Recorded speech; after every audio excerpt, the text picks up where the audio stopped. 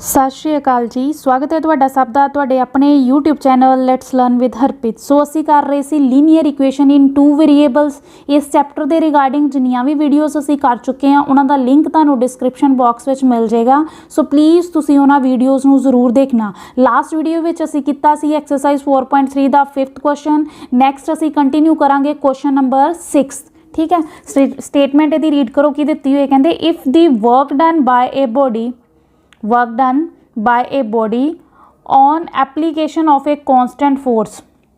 ठीक है, work done by a body on application of a constant force is directly proportional to the distance travelled by a body.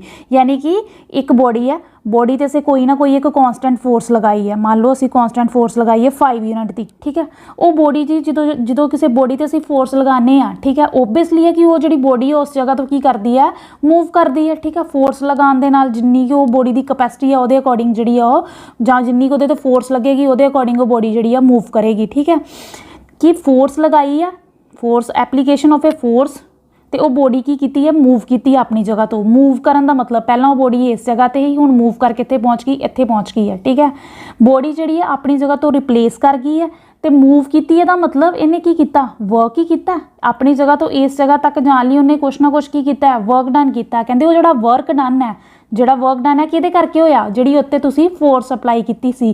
Force ji apply की सी, work done जोड़ा है वो कि करके होया, फोर्स जी अप्लाई की सी। कहते work done on the application of a constant force is directly proportional to the distance travelled. किन्ना उन्हें डिस्टेंस ट्रैवल किया। ठीक है, वर्क डन मतलब जोड़ा उन्हें एक जगह तो दूजी जगह पर रिप्लेस होकर जोड़ा उन्हें वर्क किया है। ठीक है, वो डायरेक्टली प्रोपोर्शनल किहदे है, जिन्ना उन्हें डिस्टेंस कवर किया है, जिन्ना उन्हें डिस्टेंस कवर किया है वो डायरेक्टली प्रोपोर्शनल है। कहते इनू तुसीं किहड़ी फॉर्म दे विच जोड़ा है express this in the form of an equation in 2 variables. इनू 2 वेरीएबल वाली इक्वेशन के फॉर्म दे विच तुसीं की करना, एक्सप्रैस करना। And draw the graph of the same, तो उहदा तुसीं ग्राफ भी ड्रा करना by taking the constant force. हुण कॉन्स्टेंट दस भी दिता कि कॉन्स्टेंट कितना है 5 यूनिट्स। ठीक है, also read from the graph the work done when the distance travel by body is 2 unit और 0 यूनिट्स। ठीक है, जो असी ग्राफ ड्रा कर लाँगे असी देख लाँगे कि जो 2 यूनिट्स जो वर्क डन ही उदों उन्हें डिस्टेंस कितना ट्रैवल किया, जो 0 यूनिट डिस्टेंस जो उन्हें वर्क डन किया उदों उन्हें डिस्टेंस कितना ट्रैवल किया। ठीक है, ये असी उदों देख लाँगे। यानी कि इस पूरी इक्वेशन दे विच एक तो डिस्टेंस ट्रैवल की गल की है कि जिन्ना डिस्टेंस ट्रैवल किया, एक वर्क डन की गल की है, तो एक कॉन्स्टेंट फोर्स की। क्योंकि वर्क डन डिस्टेंस और फोर्स इन्हां दा लिंक है। यानी कि एक बॉडी है, बॉडी ते असीं कोई फोर्स लगाई है, बॉडी ते असीं की कीता, फोर्स लगाई, वो अपनी जगह तो मूव कर गई मतलब वर्क डन हो गया। वर्क डन किहदे करके होया, उन्हें कुछ ना कुछ की ट्रैवल किया है, डिस्टेंस ट्रैवल किया है। ठीक है, तो फोर्स भी की लगी है, कॉन्स्टेंट फोर्स लगावांगे कोई ना कोई असी 5 यूनिट 6 यूनिट कोई ना कोई असी कॉन्स्टेंट फोर्स लगावांगे तां ही वो अपनी जगह तो रिप्लेस होएगी। यानी कि इस दे विच सिर्फ यदी गल की है, तो इनू असी किहदे विच लिखना, इक्वेशन दे विच लिखना। ठीक है, देखो कि असी लैट कर लेना, मान लो उन्हें डिस्टेंस ट्रैवल किया, जी बॉडी ने कितना डिस्टेंस ट्रैवल किया टोटल x यूनिट।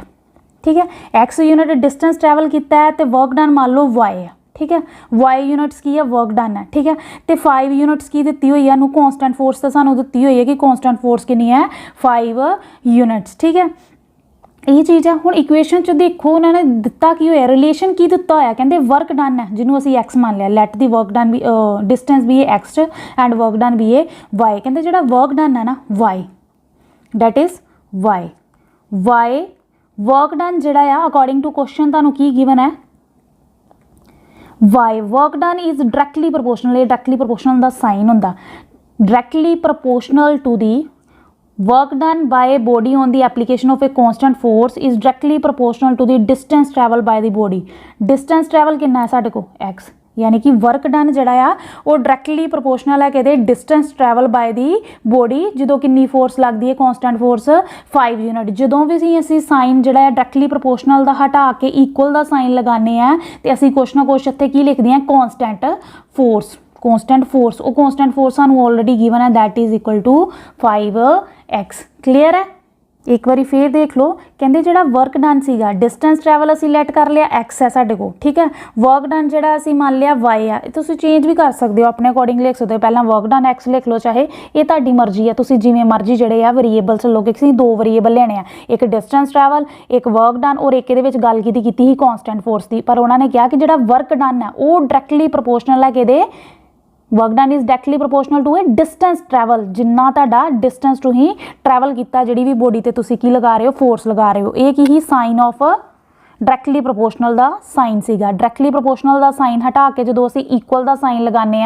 तो नाल असी उहदे की लगाने कुछ कॉन्सटेंट एक्स तो उवें ही आ जाएगा, नाल की लगेगा कॉन्सटेंट लगेगा। तो वह कॉन्सटेंट की होंदा है फोर्स, जी तुसी फोर्स लगाई होंदी है। फोर्स कितनी दित्ती होएगी सानू 5x, ठीक है। ये साडी की आ गई इक्वेशन आ गई। इतों असी की बना लांगे हुण सोल्यूशन निकाल लांगे, तो उन्होंने असी की कर देंगे ग्राफ से ड्रा कर देंगे, क्योंकि उन्होंने कहा ही जो तुसी इक्वेशन तैयार करोगे उन्होंने तुसी की करना ग्राफ के उपर ड्रा करके दसना सानू, ठीक है। सब तो पहला इक्वेशन अगर गिवन होए तो सोल्यूशन किवें निकालते हैं, पहला एक्स की वैल्यू 0 पुट कर लो। ये एक्स की वैल्यू 0 पुट करोगे, वाई की वैल्यू कितनी आ जाएगी, उसकी कोरसपोंडिंग 0 आ जाएगी, ठीक है। उस तरह एक्स की वैल्यू 1 भी पुट कर सकते हो तुसी, ठीक है। एक्स की वैल्यू अगर 1 पुट करोगे तो वाई की वैल्यू तुहाडे को कितनी आ जाएगी 5 × 1 that is equal to 5। Y की वैल्यू कितनी आ जाएगी, एक्स की 1, वाई की वैल्यू तुहाडे को कितनी आ जाएगी 5 आ जाएगी। उस तरह एक वैल्यू होर पुट कर लो, मैंने एक्स की वैल्यू पुट कर ली 5, एक्स की वैल्यू पुट कर सॉरी इत्थे एक्स की वैल्यू 0 पुट कर लो, एक्स की वैल्यू 0 पुट कर लो, सॉरी 0 असी पुट कर लिया, 1 भी पुट कर लिया, नैक्सट 2 पुट कर लो अगर पुट करनी है तो। एक्स की वैल्यू 2 पुट करांगे, वो कोरसपोंडिंग साढ़े को वाई की वैल्यू कितनी आ जाएगी अगर एक्स की वैल्यू 2 पुट करांगे 10। बस दो वैल्यू भी बहुत होंदियां, ठीक है। इन्हों असी की कर लांगे ग्राफ से ड्रा कर लांगे।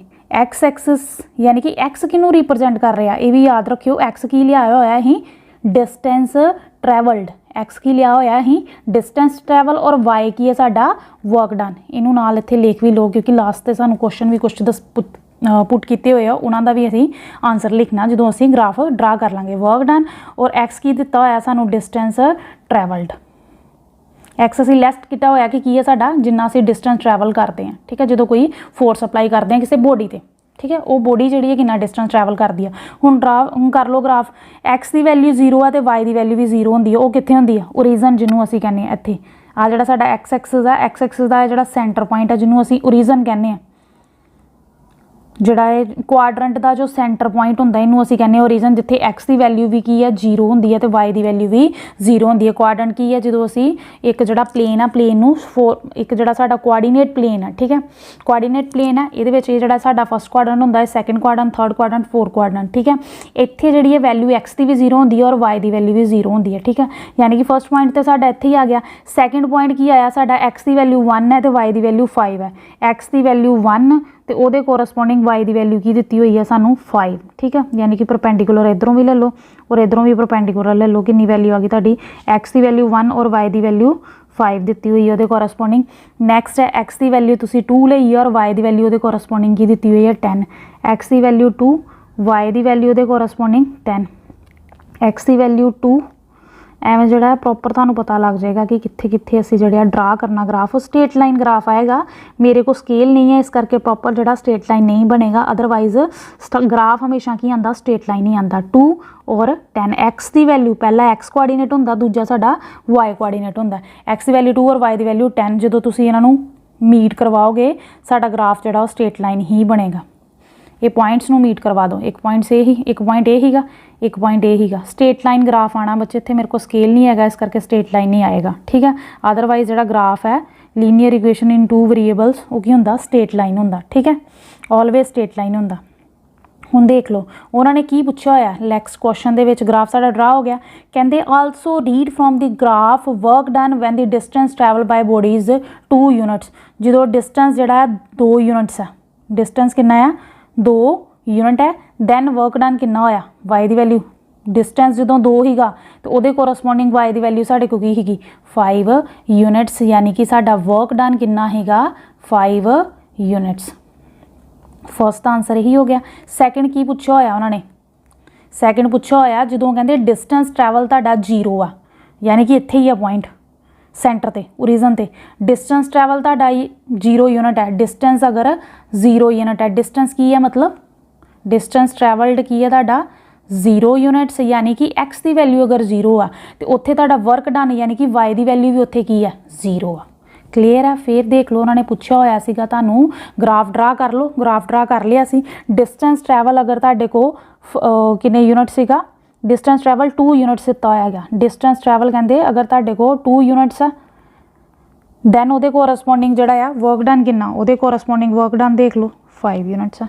ठीक है। अगर डिस्टेंस ट्रैवल तुहाडे को 0 यूनिट है वो कोरसपोंडिंग वर्क तुहाडे को कितना आ, वर्क डन कितना आ गया 0 यूनिट है तो वर्क डन भी कितना आ गया, कोरसपोंडिंग 0 ही आ गया। यानी कि एक्स और वाई की वैल्यू, एक्स जो एक्सेस है किनू रिप्रजेंट करन दिया distance travelled by body when constant force is applied, और वाई की है तुहाडा वर्क डन बाय बॉडी। ठीक है। आई होप तुहानू ये कंसैप्ट क्लीयर हो गया होगा। Thanks for watching. Please like share and subscribe our channel.